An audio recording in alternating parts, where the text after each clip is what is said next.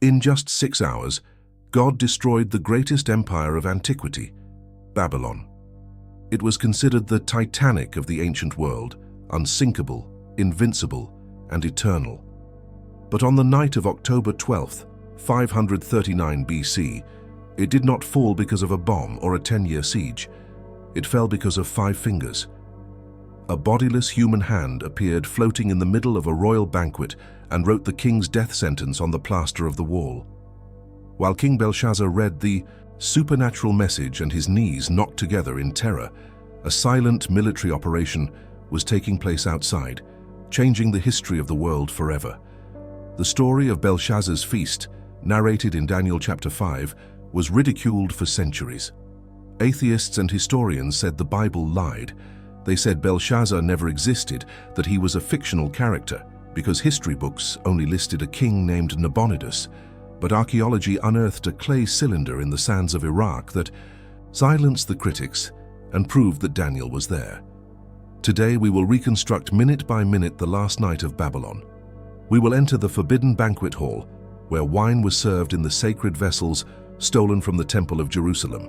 We will analyze the encrypted code, Mene, Mene, Tekel, Upharsin, and we will discover the military engineering tactics of Cyrus the Great, who managed to dry up an entire river in a few hours to invade the city from below without tearing down a single wall. This is a story about the red line that must not be crossed, the line between common sin and deliberate profanation. Babylon fell because it touched what was sacred. The warning for our generation is clear. God is patient, but his scales are exact. This is not a theory, it is a biblical principle. Stay with me until the end of this video.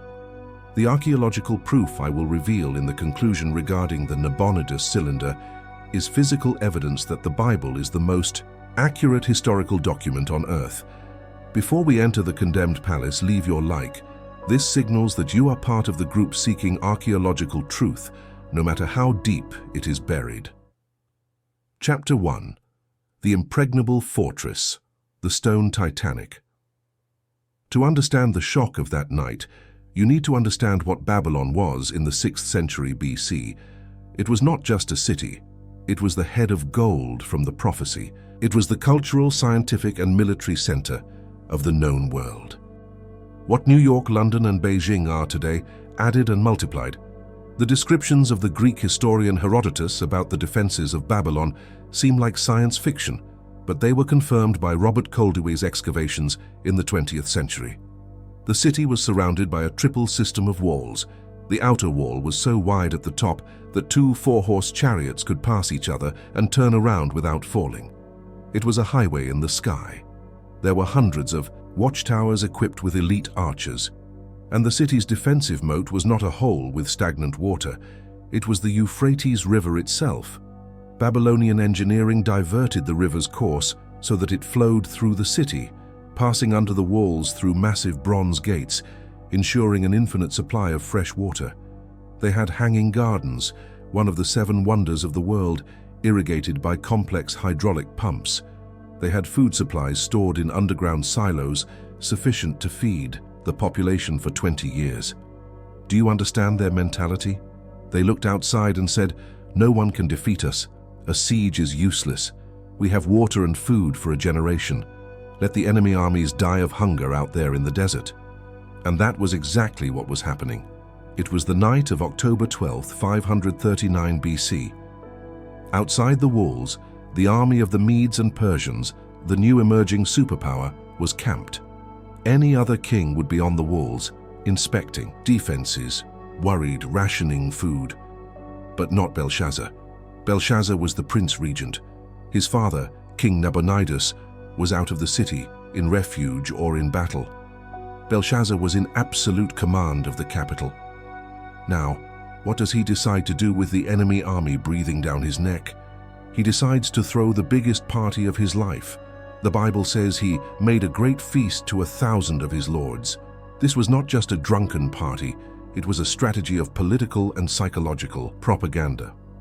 By throwing an extravagant party during a military siege, Belshazzar was sending a message to his people and the enemies. I am not afraid of you.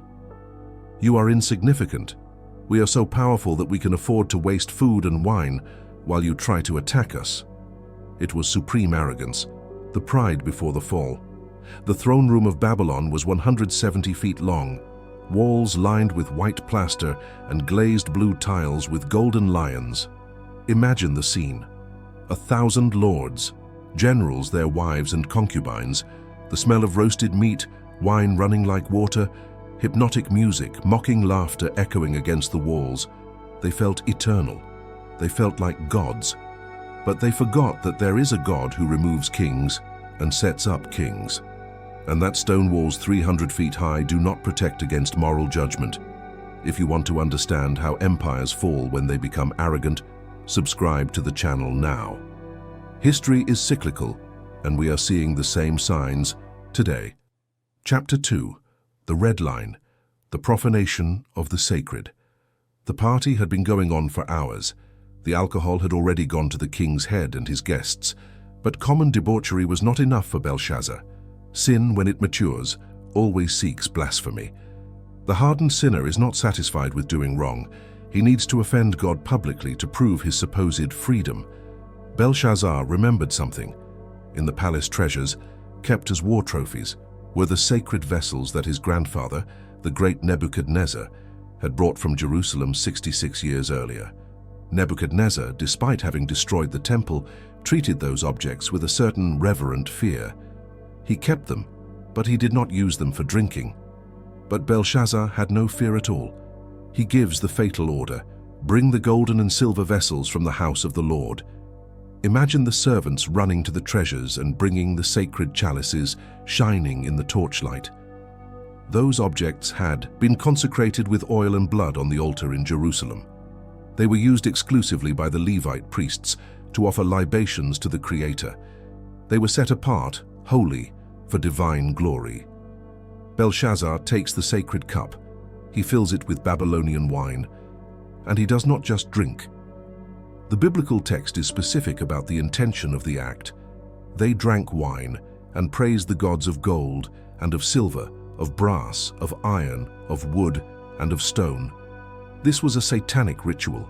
He used the vessel of the true God to toast the demons of Babylon. He was saying, "My God Marduk is greater than your Yahweh. We conquered you. Your God is powerless. Look, I use his cups to get drunk, and nothing happens." It was at that exact moment that God's stopwatch hit zero. There is a limit to divine patience. God endures ignorance. God endures human weakness. But God does not endure the deliberate mockery of the sacred. Galatians chapter 6 verse 7 says, "Be not deceived. God is not mocked. For whatsoever a man soweth, that shall he also reap." Belshazzar crossed the red line. He touched the apple of God's eye. He transformed a political banquet into an act of direct spiritual warfare against the throne of heaven. And the response did not come through an army invading the front gate at that moment. The response came from within, from the spiritual world breaking the barrier into the physical world. The atmosphere in the hall changed instantly. The temperature dropped. The air became heavy. They were toasting to the gods of stone and wood, gods who have mouths but do not speak, have hands but do not touch. Then, the living God, who has no physical body but controls all matter in the universe, decided to show who really has the power. Chapter 3. The Autopsy of Fear, the Bodiless Hand. Daniel chapter 5 verse 5 describes the phenomenon with dry and terrifying journalistic precision. "In the same hour came forth fingers of a man's hand, and wrote over against the candlestick upon the plaster of the wall of the king's palace." Note the forensic details. In the same hour. There was no delay. The second the cup touched profane lips, the hand appeared. Immediate action and reaction. Against the candlestick. The hand did not write in a dark corner.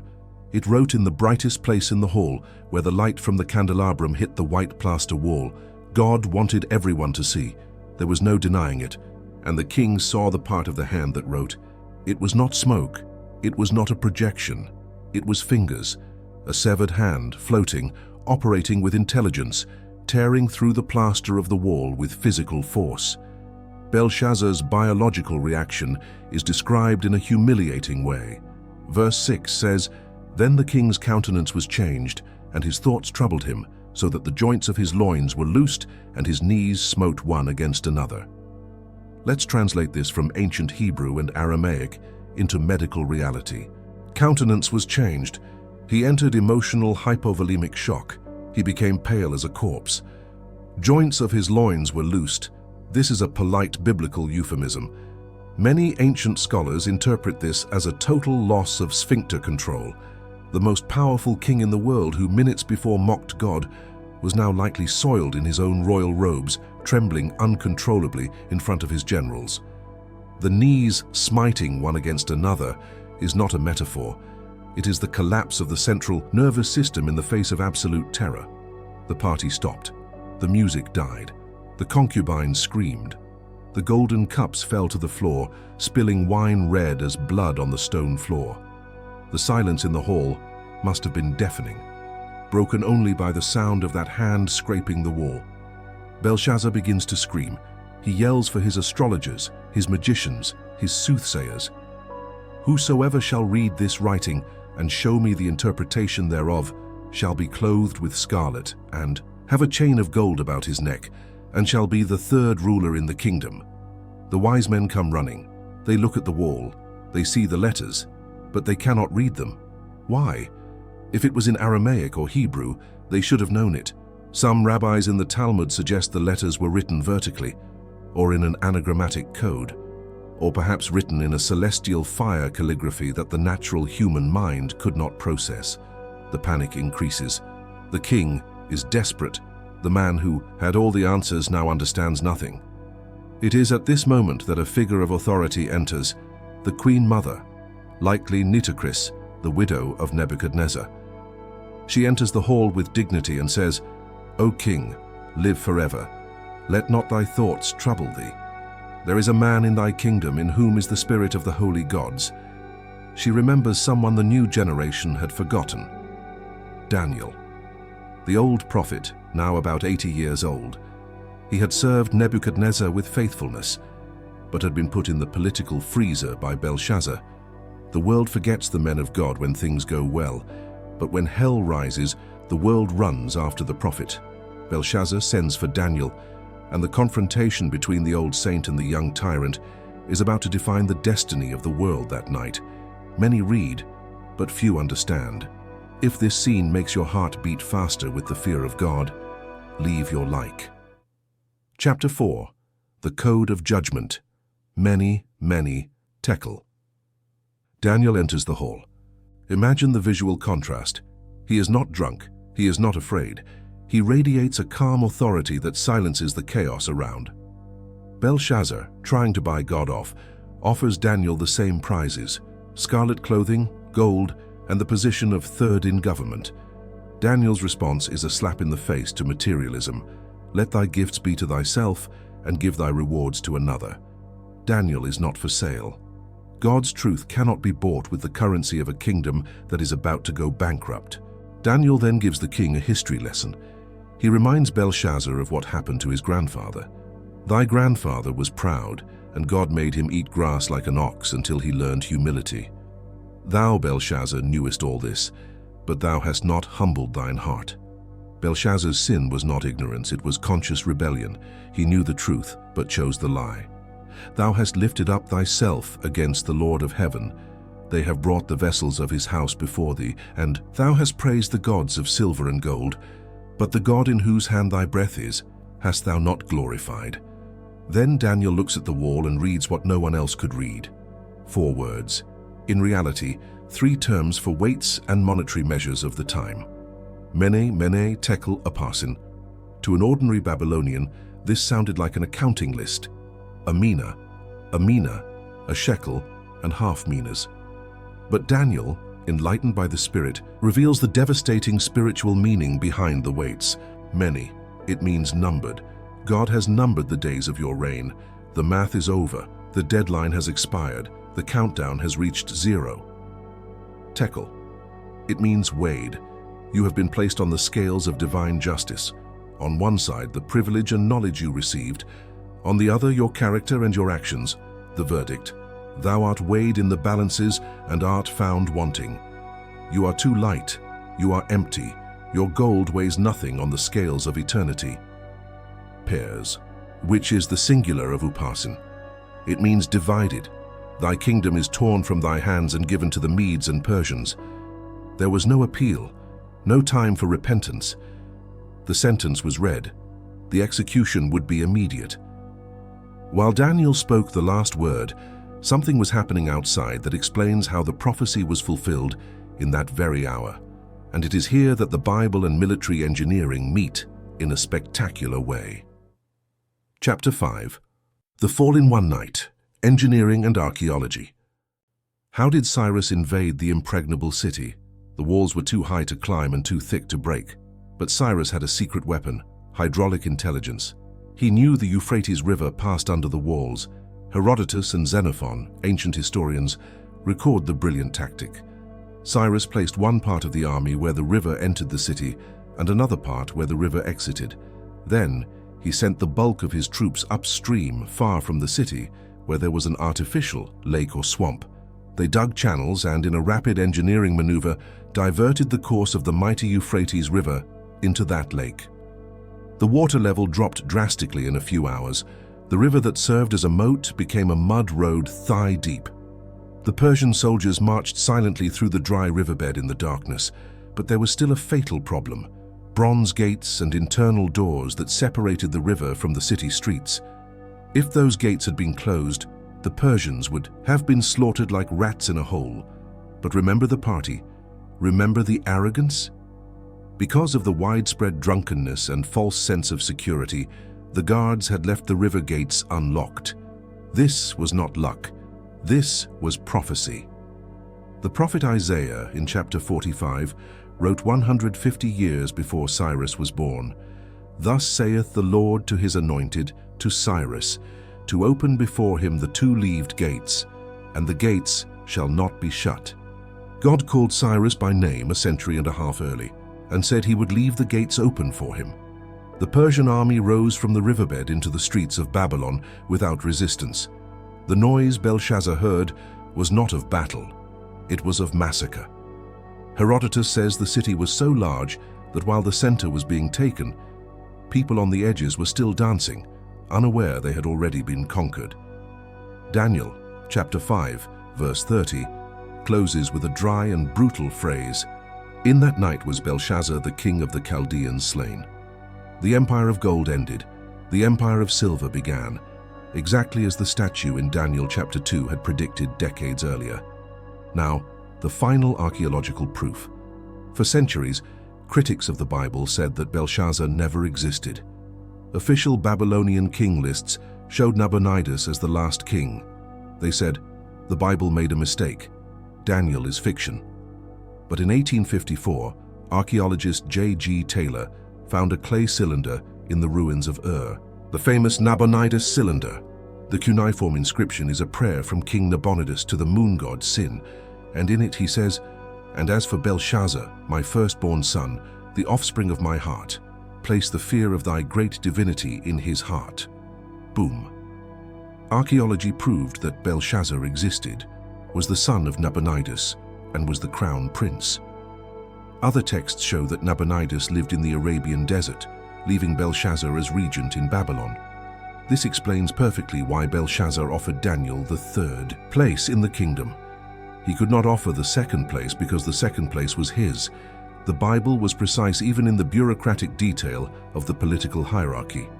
Conclusion: the story of Belshazzar is not just a report on the fall of an ancient tyrant. It is an eternal warning about the nature of power and the inevitability of judgment. We live in a society that, like Babylon, feels invincible. We build our walls of technology, science, and digital economy. We drink from the cups of iniquity and toast to our modern gods, money, ego, and pleasure. Many mock God, thinking his silence is absence, but the lesson of that October night is that God's scales are always active. Mene, the days of this world system are numbered. Tekel, humanity has been weighed and found wanting. Peres, the kingdom of this world will be divided and delivered to the King of Kings. The hand is writing on the wall of our generation, global crises, rumors of wars, plagues, moral inversion. Can you read the writing? Or are you too distracted by the banquet, drunk on entertainment, while the Euphrates River dries up? Belshazzar did not get a second chance. But you do. While you are listening to this video, the door of grace is still open. Do not wait until you see the writing on the wall to humble yourself. Be like Daniel. Stay sober in the middle of the general drinking bout. I want you to perform a prophetic act now of sobriety and vigilance. If you can read the signs of the times and decide not to get drunk with the world, write in the comments, "I see the writing on the wall." Declare that you are awake. And if this archaeological and prophetic proof strengthened your confidence, share this video. The world needs to know that the God who overthrew Babylon in one night is the same who is about to intervene in human history again. Keep your eyes open. The world's party is ending. May the Lord keep you and find you faithful on that day. Shalom.